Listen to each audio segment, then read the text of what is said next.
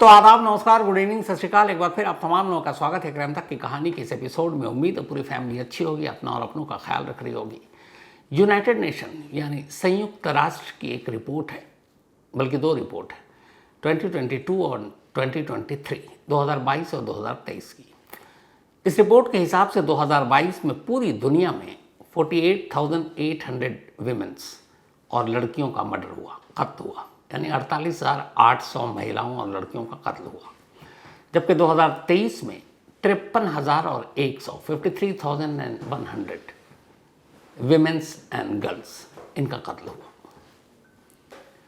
लेकिन चौंकाने वाली बात यह है कि इनमें से 60% मर्डर जो महिलाओं के हुए, ये लड़कियों के हुए, उसके कातिल कौन थे जानते हैं? उसके कातिल थे उसके अपने पार्टनर, पति, एक्स पार्टनर, मौजूदा पार्टनर या हस्बैंड। ये डेटा, ये आंकड़ा इसलिए आपको बता रहा हूँ कि इधर कुछ दिनों से हमारे देश में एक मजाक भी चल रहा है, मीम्स की बाढ़ आई हुई है। मियाँ और बीवी के बीच नोक झोंक की बातें, तकरार की बातें, ये तब से चली आ रही हैं जब टीवी भी नहीं था, मोबाइल भी नहीं, इंटरनेट भी नहीं, सोशल मीडिया भी नहीं।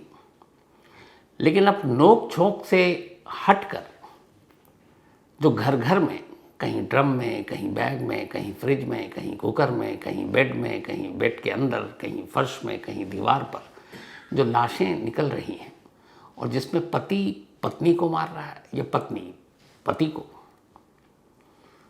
तो इसलिए ये डेटा आपको देना ज़रूरी था। अभी मेरठ का मामला शांत भी नहीं हुआ कि इसी बीच में दो और खबर आ गई। एक पटना से आई, एक अस्पताल की लेडी डायरेक्टर, उसके अपने हस्बैंड ने किलर से उस केस जिसमें मैं 6 गोलियां उतरवा दी, हस्बैंड ने अपनी वाइफ के। और दूसरी कहानी जो आज आपको सुनाने जा रहा हूं वो तो और भी हैरान करने वाली कहानी है।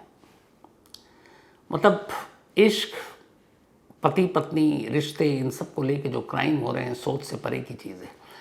जब एक शादी होती है तो पति पत्नी जब बंधन में बंधते हैं तो एक घर बसता है। लेकिन यहाँ अब घरों से लाशें निकल रही हैं और घर उजड़ रहे हैं। इसी यूनाइटेड नेशन का एक डेटा या एक रिपोर्ट ये भी कहती है कि जो 50,000 से ज़्यादा, 48,000 से ज़्यादा जो 2 साल के आपको डेटा दिए, उसमें जो मर्डर हुए, कत्ल हुए, उसमें 90% कत्ल घर के अंदर हुए। यानी जिस घर में पति पत्नी रह रहे हैं वहीं से एक लाश बाहर आ रही है, या तो पति की या पत्नी की। तो अपने यहाँ भी इधर लगातार बाढ़ आई हुई ऐसी खबरों की। हालांकि अपने देश में कोई ऐसी एजेंसी नहीं है जो इस तरह के डेटा तैयार करे कि हर साल हमारे देश में कितने पति का कत्ल पत्नी करती हैं या कितनी पत्नी पति का कत्ल करती हैं। अलग से डेटा नहीं है। एक इकलौती agency NCRB, national crime record bureau, वो सिर्फ ये देती है कि देश में कितने मर्डर हुए और किन किन वजहों से मर्डर हुए। तो लास्ट उनका जो डेटा था उसके हिसाब से हमारे देश में 28,000 के आसपास मर्डर हुए, और उसमें से 2 उन्होंने जो निकाले वो ये कि इसमें से 1401 मर्डर जो हुए थे वो लव अफेयर में हुए, और 1440 रिश्तों को लेकर हुए, हस्बैंड वाइफ के। लेकिन उसमें फैमिली मेम्बर भी शामिल है। तो एग्जैक्ट हस्बैंड ने कितने कत्ल किए पत्नियों के और एग्जैक्ट वाइफ ने कितने मर्डर किए हस्बैंड के, ये डेटा अभी तक अलग से नहीं बना। पर मुझे लगता है जिस तरीके से ये सारी चीज़ें अब सामने आ रही हैं, आने वाले वक्त में NCRB को इसका एक अलग कॉलम बनाना पड़ेगा। तो खैर, आज की कहानी शुरू करते हैं। जिस मेरठ से ड्रम निकला, मुस्कान और साहिल की कहानी आजकल आप देख ही रहे हैं, मीम बन रहे हैं। अब लोग घरों में ड्रम की बातें करने देख के भाग जाते हैं। उसी मेरठ से 400 किलोमीटर दूर उसी यूपी में एक जगह है जिसका नाम है औरैया। इस औरैया में 5 मार्च को एक शादी थी। शादी थी दिलीप, और शादी थी दिलीप के साथ प्रगति की। प्रगति की जो बड़ी बहन थी वो दिलीप के बड़े भाई से ऑलरेडी उसकी शादी हो चुकी थी। तो एक तरह से उसी घर में प्रगति जा रही थी जिसमें उसकी बड़ी बहन ऑलरेडी बहू बनकर रह रही है। घर वालों ने दोनों की मर्जी से शादी की। प्रगति भी तैयार हो गई, उधर दिलीप भी तैयार था। दिलीप एक करोड़पति घराने का लड़का था, 21 साल उम्र। वो जो क्रेन व्रेन चलते हैं, तो वो सारी मशीनें थी उन लोगों के पास बड़ी बड़ी, तो करोड़ों रुपए की मिल्कियत। तो अच्छा घर था, प्रगति की बड़ी बहन खुश थी, पैसे भी थे। तो घर वालों ने सोचा कि छोटे बेटे से छोटी बेटी की शादी कर देते हैं। रिश्ता तय हो गया। 5 मार्च को बड़ी धूमधाम से शादी हुई। दिलीप पूरे ताम झाम के साथ बारात लेकर आया। उसके बाद प्रगति को ब्याह कर अपने घर ले गया।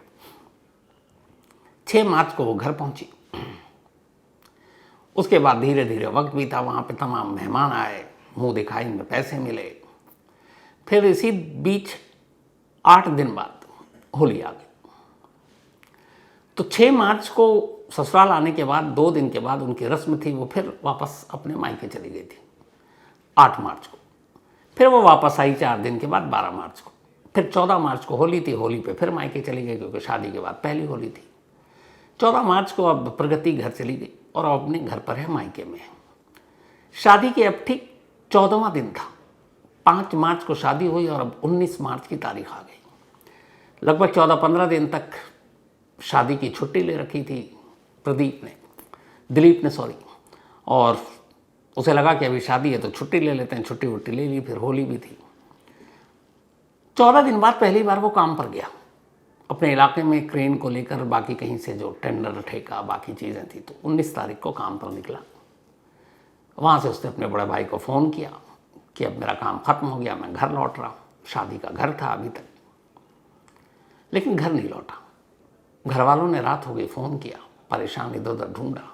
इसी दौरान किसी अजनबी ने उसी इलाके में, गांव से कुछ किलोमीटर दूर, एक लाश देखी। पुलिस को फ़ोन किया, पुलिस पहुंचती है मौके पर। लाश की शिनाख्त होती है दिलीप के तौर पर। घर वालों को खबर दी गई कोहराम। सिर्फ 14 दिन पहले शादी हुई थी। इधर दिलीप की मौत की खबर अब दिलीप के ससुराल पहुंची। प्रगति जो भी 14 दिन पुरानी दुल्हन, अभी हाथों की मेहंदी भी नहीं सूखी है, उस तक खबर पहुंची। वो बदहवास रोते चीखते ससुराल पहुंचती है, पूरा ससुराल पहुंच जाता है। अब जवान बेटे की मौत, 14 दिन पहले शादी का घर, अब भी वही सजावट थी, अब मातम में बदल गया। प्रगति घर आई, रो रो कर बुरा हाल। पूरा मोहल्ला, पूरा ख़ानदान, दोनों पहलू के जो दोनों पक्षों के लोग हैं, सबकी हमदर्दी है प्रगति के साथ कि देखो सिर्फ 14 दिन बाद विधवा हो गई और वो लगातार रोए जा रही है। और ऐसे आलम में यही हाल होगा। मतलब कोई भी नहीं सोच सकता कि इतनी जल्दी शादी हुई है, अभी हाथों की मेहंदी भी सूखी नहीं है और आप विधवा हो गए। खैर, इधर घर और इमोशन अलग चीज़ थी, उधर पुलिस का काम था एक केस की तफ्तीश करना। पोस्टमार्टम हुआ तो पता चला कि गर्दन के पीछे गोली मारी गई है, शरीर पर तेज़ धार हथियार के बहुत सारे निशान हैं। अब पुलिस केस की तफ्तीश आगे बढ़ाना शुरू करती है, पता करती है पहले करोड़पति दिलीप कोई दुश्मनी, पता चला कि नहीं, वो सीधा साधा पूरे गांव में क्या दूर दूर तक कोई दुश्मन नाम का चीज़ नहीं। इधर नई शादी, पता चला कि शादी के बाद दोनों बहुत खुश थे, प्रगति भी खुश थी, दिलीप भी खुश था। प्रगति के घर वालों में भी ऐसा कोई नहीं जो मतलब क्रिमिनल जिसका बैकग्राउंड हो। अब पुलिस तफ्तीश कर रही है, कुछ समझ में नहीं आ रहा कि कातिल कौन है, लेकिन केस को अंजाम तक पहुंचाना है। पुलिस ने फिर वही अपना नया तरीका अपनाया जो आजकल है बड़ा काम का, सीसीटीवी कैमरा और मोबाइल का जो कॉल डिटेल है उसका डेटा, उसको खंगालने का फैसला किया। अब घर वालों से पूछताछ की कि कहाँ से कहाँ तक गया था दिन भर के। उस दिन 19 मार्च का जो उसका रूटीन था, पुलिस ने उसको फॉलो किया, पूरी टीम को। जिस जगह लाश मिली थी उस जगह के आसपास पुलिस ने देखना चेक किया शुरू कि कहीं कोई कैमरा हो, दिख जाए सीसीटीवी। पर वो सुनसान इलाका, वहाँ सीसीटीवी कैमरा था नहीं। लेकिन फिर पता चला कि एक रेस्टोरेंट में गया था दिलीप और वहाँ कुछ लोग आए थे और फिर उनके साथ वो क्रेन लेकर निकला था। तो जब क्रेन लेकर निकला तो क्रेन तो काफ़ी बड़ा होता है, उन रास्तों को पुलिस ने टटोलना शुरू किया। पुलिस के नसीब ने साथ दिया, एक जगह एक कैमरा दिख गया। कैमरा दिखा तो वो क्रेन भी नज़र आया। पुलिस को उस क्रेन पर दिलीप के अलावा कुछ 3-4 और लोग बैठे नजर आए, लेकिन चेहरा साफ नहीं था। अब यहाँ से ये पता चला कि जिस रेस्टोरेंट में वो बैठा था उससे पूछताछ हुई तो मालूम हुआ कि दिलीप आया था, घर जा रहा था। कुछ लोगों ने कहा कि उनकी गाड़ी फंस गई है, क्रेन की ज़रूरत है। मदद कर दीजिए। दिलीप ने इंसानियत के नाते कहा चलो मैं ही मदद कर देता हूँ। वो क्रेन लेकर खुद चल पड़ा था। अब चेहरा साफ नहीं, सीसीटीवी कैमरे में उनको कैसे पहचाने।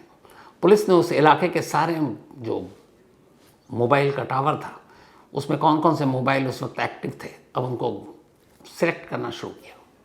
धीरे धीरे जब पुलिस ने सिलेक्ट करना शुरू किया तो इत्तेफाक से एक नंबर पर पुलिस की नज़र पड़ी। उस नंबर पर नज़र पड़ते ही पुलिस चौंक उठी। वो नंबर था एक हिस्ट्री शीटर का, जिसका नाम था रामजी नागर।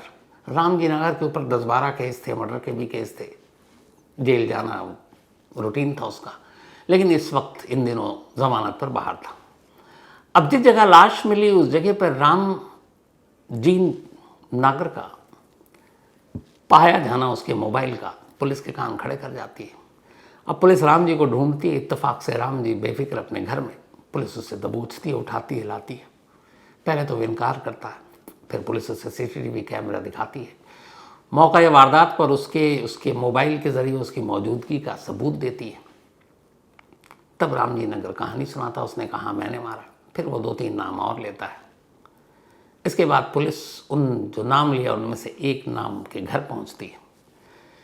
वो नाम प्रगति के गांव का ही था और उसी गांव में, प्रगति जिस गांव में रहती थी उसी गांव के रहने वाले एक लड़के का, जिसका नाम था अनुराग।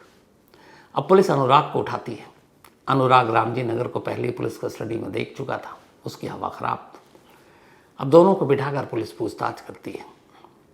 इस पूछताछ के बाद अब पुलिस वहाँ से निकलती है और सीधे दिलीप के घर पहुँचती है।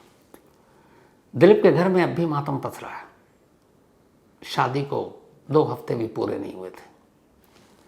दिलीप की विधवा प्रगति का रो रो कर बुरा हाल। पूरा घर उसको अभी ढाढ़स बंधा रहा है, दिलासा दे रहा है, हमदर्दी जता रहा है। और तभी पुलिस वहाँ पहुँचती है। लोगों को लगा कि केस की तफ्तीश के सिलसिले में पुलिस आई है, कुछ पूछताछ होगी, कुछ जानकारी मिलेगी। लेकिन पुलिस सीधे कहती है कि उन्हें प्रगति से पूछताछ करनी है। फिर भी घर वालों को लगा कि बीवी है, 15 दिन पहले शादी हुई है, हो सकता है कुछ राज की बातें दिलीप ने प्रगति को बताई हो, कुछ दुश्मनों के बारे में। प्रगति ये पुलिस के सामने थी। पुलिस वाले बाकी लोगों को कमरे से बाहर कर देते हैं। अकेले में प्रगति से एक रूम में बातचीत करते हैं, सिर्फ 10 से 15 मिनट। 15 मिनट के बाद अब पुलिस वाले प्रगति का हाथ पकड़े लेडी पुलिस वाली साथ में घर से बाहर निकल रहे हैं। बाहर खड़ी पुलिस की गाड़ी में प्रगति को बैठा रहे हैं। जैसे ही प्रगति को पुलिस वाले गाड़ी में बिठा रहे और पुलिस वाली उसके हाथ पकड़ेगी, पूरे घर वालों का माथा ठनक जाता है कि ये क्या है। एक तो पति सिर्फ शादी के 14 दिन बाद मर गया, 14 दिन के अंदर वो विधवा हो गई, और पुलिस उसे अपने साथ गाड़ी में बिठाकर क्यों ले जा रही है। कुछ लोग विरोध करने के लिए सामने आए तो पुलिस ने कहा आप लोग इंतज़ार कीजिए, हम अपना काम कर रहे हैं। ये जो आपकी बहू है असल में आपके बेटे की कातिल यही है। सुनकर पूरा घर एक तरह से लगभग सदमे में चला जाता है। पुलिस थाने पहुंचती है, प्रगति से फिर से पूछताछ होती है। इसके बाद अनुराग और प्रगति का आमना सामना कराया जाता है। फिर रामजी नागर और अनुराग का आमना सामना कराया जाता है और उसके बाद सारी कहानी आईने की तरह साफ हो जाती है।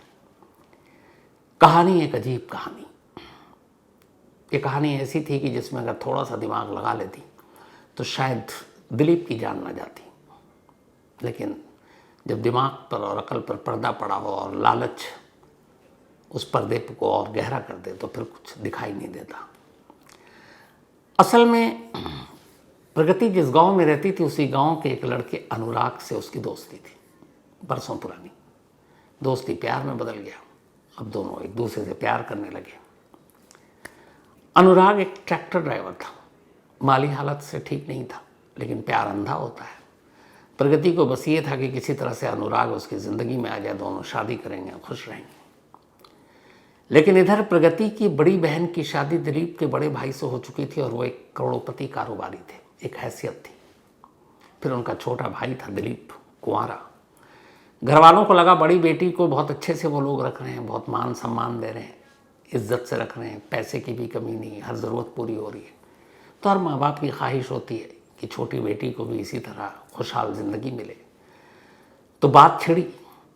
खुद प्रगति की बड़ी बहन ने अपने हस्बैंड से बात की, यानी दिलीप के बड़े भाई से। वो भी खुश, क्योंकि बड़ी बहन बहुत संस्कारी, अच्छी, कि चलो छोटी बहन भी ऐसी होगी, एक ही घर में दोनों बहन आ जाएंगी, दोनों भाई भी खुश रहेंगे।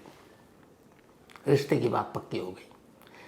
लेकिन इधर प्रगति अड़ी हुई थी कि मैं शादी नहीं करूंगी, और पूरा घर प्रगति और अनुराग के रिश्ते से वाकिफ था, लेकिन वो अनुराग के साथ शादी कराने को तैयार नहीं थे। तभी प्रगति के दिमाग में ख्याल आया। एक रोज़ मौका मिलते ही वो गांव में अनुराग से मिली। उसने कहा कि मेरे ऊपर दबाव है, मेरे घर वाले दिलीप से मेरी शादी करना चाहते हैं, मैं सोच रही हूँ कि शादी कर लूँ। अनुराग हैरान कि ये क्या कह रही है। उसने कहा शादी कर लूँ, और शादी के कुछ दिनों बाद अगर दिलीप मर जाए तो दिलीप के हिस्से की सारी दौलत उसकी विधवा होने के नाते उसे मिलेगा, और फिर हम दोनों आराम से शादी कर सकते हैं। फिर माँ बाप भी अब जोर नहीं डालेंगे, वैसे भी तब विधवा हो चुकी होंगी मैं, और विधवा का हाथ थामने से लोग हिचकते हैं, तो समाज बिरादरी वाले हिचकेंगे। ऐसे में तुम आगे बढ़ना, मेरा हाथ मांगना, लोग तुम्हारी तारीफ करेंगे कि देखो एक विधवा को अपना रहा है। पैसे अलग। बात जम गई, दोनों ने प्लानिंग शुरू की। 5 मार्च को शादी हो गई। अब किसी तरीके से वक्त काटना था, लेकिन उतावली इतनी थी प्रगति कि उसे इंतज़ार नहीं हो रहा था। बस ये था कि जल्द से जल्द दिलीप को रास्ते से हटा दें। 6 तारीख को विदा होकर वो मायके गई। उसके 2-3 दिन बाद फिर मतलब ससुराल गई, फिर घर आई। घर आते ही उसने मैसेज भिजवाया, अनुराग से मिलने के लिए कहा। दोनों जाकर एक रेस्टोरेंट में मिलते हैं, और फिर ये तय होता है कि बस अब इंतज़ार नहीं, दिलीप को रास्ते से हटा दो। वो अपने साथ मुंह दिखाई में जो पैसे मिले थे वो लगभग 1 लाख रुपए थे। वो 1 लाख रुपए अपने साथ लाई थी। उसने वो 1 लाख रुपए अनुराग को दिया और कहा कि तुम किसी सुपारी किलर को ढूंढो और ये पैसा उसे दो और बोलो दिलीप को रास्ते से हटा दे। अब अनुराग ने सुपारी किलर को ढूंढना शुरू किया।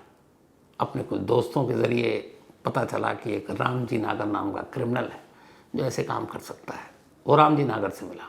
रामजी नागर को अपने कुछ केसेस के सिलसिले में पैसे की ज़रूरत थी। उसने कहा ठीक है करूँगा, लेकिन 2 लाख रुपए लूँगा। लेकिन अनुराग के पास 1 लाख रुपए थे जो मुंह दिखाई के रकम में से प्रगति ने दिए थे। 1 लाख रुपए का इंतज़ाम खुद अनुराग ने किया और इस तरीके से 2 लाख रुपए हो गए।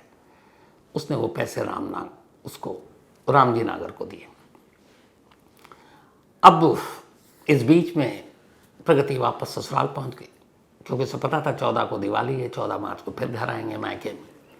14 मार्च को होली के मौके पर वो फिर वापस आई। इसके बाद फिर से प्लानिंग हुई किस दिन ये सब करना है। उसने कहा जिस दिन दिलीप अब घर से बाहर निकलेगा, क्योंकि आजकल शादी की वजह से वो छुट्टी पर है, तो किस दिन निकलेगा इसकी जानकारी वो खुद देगी। और तय हुआ कि व्हाट्सएप कॉल से ही सब बातें होंगी। इसके बाद वो होली के बाद वापस ससुराल पहुंचती है। इत्तेफाक से 19 मार्च दिलीप प्रगति से कहता है कि अब मैं चलता हूँ, सारा काम भैया देख रहे हैं, अब मैं भी काम पे निकलता हूँ। उस दिन पहली बार निकला। वो जैसे ही निकला, इधर प्रगति ने अनुराग को व्हाट्सएप कॉल किया। उसने कहा आज वो काम पर गया, बस उसका पीछा करो और जहाँ मौका मिले देख लो। अनुराग ने फौरन सुपारी किलर रामजी नागर को फ़ोन किया। अब दोनों इकट्ठा हो गए और इंतज़ार करने लगे। उन्होंने पूरी रैकी कर रखी थी कि ये कहाँ कहाँ जाता है। इत्तेफाक से जब एक रेस्टोरेंट में चाय पीने के लिए रुका दिलीप, तब इनके साथ 2 और लोग थे, वो पहुँचे। उन्होंने कहा भैया हमारी एक गाड़ी फंस गई है, ख़राब हो गई है, आप क्रेन व्रेन आप किराए पर देते हैं, हमारी गाड़ी निकाल दीजिए, मुसीबत में है। दिलीप को लगा मदद करनी चाहिए। उसने कहा चलो, और वो उन सभी को अपने क्रेन पे बैठा कर ले चल पड़ा। एक सुनसान जगह पर उन्होंने क्रेन रोका। उसके बाद अचानक पीछे से दिलीप के सर में गोली मारी। पुख्ता करना चाहते थे इसलिए फिर चाकू से वार किया, और ये सब करने के बाद वहाँ से भाग गए। अब खुलासा हो गया, यानी प्रगति दूसरी शादी करने के लिए पहली शादी करना चाहती थी, लेकिन दूसरी शादी करने के लिए वो इतनी उतावली थी कि पहली शादी में जो मेहंदी के रंग थे उसको उतरने का भी उसने मौका नहीं दिया। पुलिस की माने तो बड़े आराम से घर वालों के मर्जी के खिलाफ विरोध करके प्रगति सीधे दूसरी शादी यानी अपने प्रेमी अनुराग से शादी कर सकती थी, दिलीप की जान बच जाती। लेकिन प्रगति के मन में कुछ और था। उसे अब सिर्फ प्रेमी अनुराग नहीं बल्कि दिलीप के पैसे भी चाहिए थे।